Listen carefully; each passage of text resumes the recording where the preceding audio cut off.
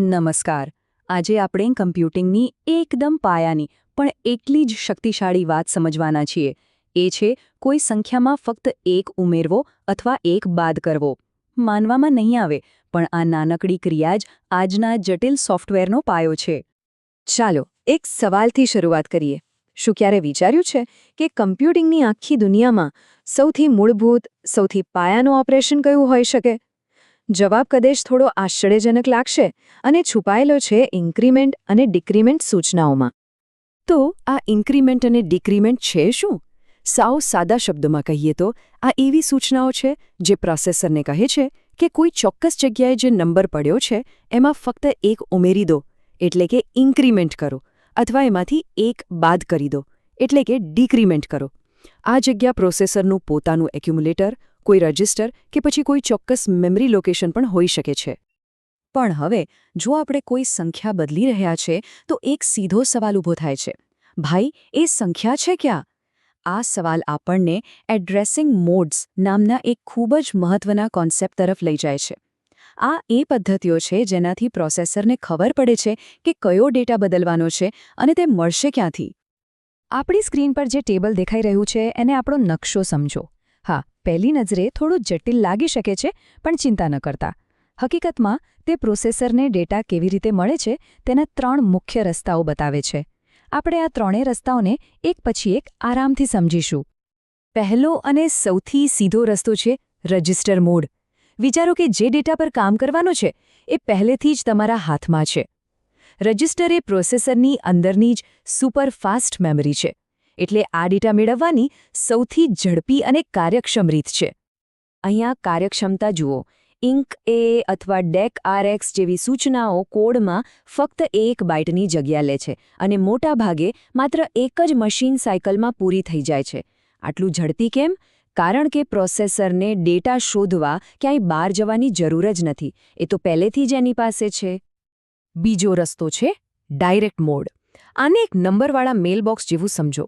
આપણી પાસે એક ચોક્કસ સરનામું એટલે કે એક એડ્રેસ છે અને આપણે સીધા એ જ એડ્રેસ પર જઈને તેની અંદર રહેલા ડેટાને બદલીએ છીએ. હવે અહીંયા એક વાત નોટ કરવા જેવી છે. આ સૂચનાઓને 2 બાઇટ્સની જરૂર પડે છે. કેમ? કારણ કે પહેલો બાઇટ તો સૂચના પોતે છે, જેમ કે ઇન્ક કે ડેક, અને બીજો બાઇટ એ ચોક્કસ સરનામું બતાવે છે, એટલે કે મેમરીમાંનો મેલબોક્સ નંબર કયો છે. જો કે એકવાર એડ્રેસ મળી જાય પછી ઓપરેશન હજુ પણ ખૂબ ઝડપી છે, માત્ર એક જ સાયકલમાં પૂરું થઈ જાય છે. અને આપણો છેલ્લો રસ્તો છે ઇનડિરેક્ટ મોડ. આ થોડોક સ્માર્ટ છે. કલ્પના કરો કે તમારી પાસે સીધો ડેટા નથી, પણ એક ચિઠ્ઠી છે જેના પર લખ્યું છે કે કયા મેલબોક્સ પર જવાનું છે. બસ એ ચિઠ્ઠી એટલે આપણું રજિસ્ટર. અહીંયા આ @ નિશાની બહુ મહત્વની છે. એનો મતલબ થાય છે ના સરનામા પર. તો ENC @RP નો અર્થ એ નથી કે RP રજિસ્ટરની કિંમત વધારો. ના, એનો અર્થ એ છે કે RP રજિસ્ટરની અંદર જે મેમરી એડ્રેસ લખેલું છે, પહેલાં એ એડ્રેસ પર જાઓ અને પછી ત્યાં જે ડેટા પડ્યો છે એમાં એક ઉમેરો. આ ખૂબ જ પાવરફુલ અને ફ્લેક્સિબલ રીત છે, અને છતાંય કોડમાં માત્ર એક જ બાઇટ રોકે છે. ચાલો હવે એડ્રેસિંગ મોડ્સથી આગળ વધીએ અને જોઈએ કે આ સૂચનાઓ ખરેખર વર્તે છે કેવી રીતે. કારણ કે આ સાદા દેખાતા ઓપરેશન્સના પણ કેટલાક બહુ જ મહત્વના નિયમો છે જે દરેક પ્રોગ્રામરે જાણવા જ જોઈએ. તો પહેલી 2 વાતો તો સ્પષ્ટ છે, પણ સૌથી અગત્યની વાત છે ત્રીજો મુદ્દો.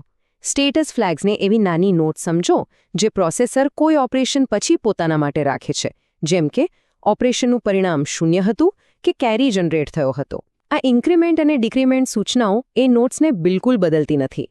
આનો ફાયદો એ છે કે ગણતરીની જૂની સ્થિતિ ગુમાવ્યા વગર કાઉન્ટરને સુરક્ષિત રીતે વધારી કે ઘટાડી શકાય છે. હવે એક મજેદાર સવાલ. ધારો કે એક 8 બીટની સંખ્યા છે અને તે તેની મહત્તમ કિંમત પર પહોંચી ગઈ છે. હવે જો તેમાં વધુ એક ઉમેરવામાં આવે તો શું થશે? તે ક્યાં જશે? અને આ જે થાય છે તેને કહેવાય છે રોલ ઓવર ઇફેક્ટ. જ્યારે કોઈ 8 બીટ રજિસ્ટર તેની મહત્તમ કિંમત એટલે કે હેક્સાડેસિમલમાં FF, જે ડેસિમલમાં 255 થાય, તેના પર પહોંચે અને તેને ફરીથી ઇન્ક્રીમેન્ટ કરવામાં આવે ત્યારે તે ક્રેશ નથી થતું. એ ખૂબ જ સુંદર રીતે ફરીને 0 એટલે કે 00H પર પાછું આવી જાય છે. આ વર્તન ટાઈમર્સ, કાઉન્ટર્સ અને લૂપ્સ બનાવવામાં ખૂબ જ કામ આવે છે. તો સવાલ એ થાય કે આપણે આ બધી નાની નાની વાતો શા માટે સમજી રહ્યા છીએ? કારણ કે કમ્પ્યુટિંગમાં, ખાસ કરીને એમ્બેડેડ સિસ્ટમ્સમાં, કાર્યક્ષમતા જ બધું છે. સ્માર્ટ વોચ, મેડિકલ ડિવાઇસ કે પછી આપણા ઘરના માઇક્રોવેવ જેવી જગ્યાએ જ્યાં પાવર અને મેમરી બધું જ મર્યાદિત હોય છે, ત્યાં દરેક બાઇટ અને દરેક પ્રોસેસર સાયકલ કિંમતી છે. આ સ્લાઇડ આખી વાતનો સારાંશ આપે છે. ઇન્ક્રીમેન્ટ, ડિક્રીમેન્ટ નાના, ખૂબ જ ઝડપી અને ફ્લેગ્સને અસર નથી કરતા. જ્યારે સામાન્ય સરવાળાની સૂચનાઓ વધુ લવચીક છે, પણ તે થોડી મોટી હોઈ શકે છે અને તે શરતી નિર્ણયો લેવા માટે ફ્લેગ્સને સેટ કરે છે. એક સારા પ્રોગ્રામર માટે ક્યારે કઈ સૂચના વાપરવી તે જાણવું એક કળા છે, જે કાર્યક્ષમ અને સ્માર્ટ કોડ તરફ દોરી જાય છે. અને અંતે આ બધું આપણને એક મોટા સત્ય તરફ લઈ જાય છે.